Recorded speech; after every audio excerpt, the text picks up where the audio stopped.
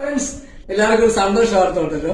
ഇനി മുതൽ നമുക്ക് ഒരു വർഷത്തില് 12 പ്രാവശ്യം മാത്രമേ റീചാർജ് ചെയ്താൽ മതി. നേരത്തെ ആണെങ്കിൽ ഒരു വർഷം 12 മാസമുള്ളത് 13 പ്രാവശ്യമായിട്ടാണ് നമ്മൾ റീചാർജ് ചെയ്തുകൊണ്ടിരുന്നത്.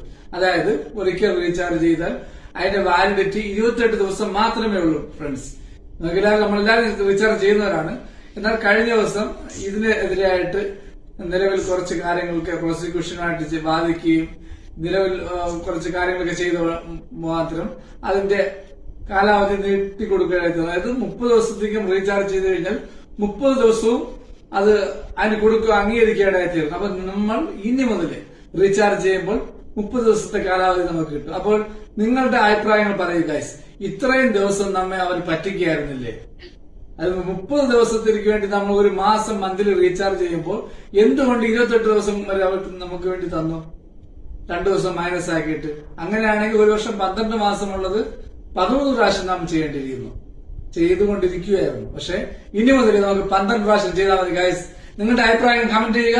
നെക്സ്റ്റ് വീഡിയോ ആയിട്ട് വീണ്ടും വരുന്നതായിരിക്കും.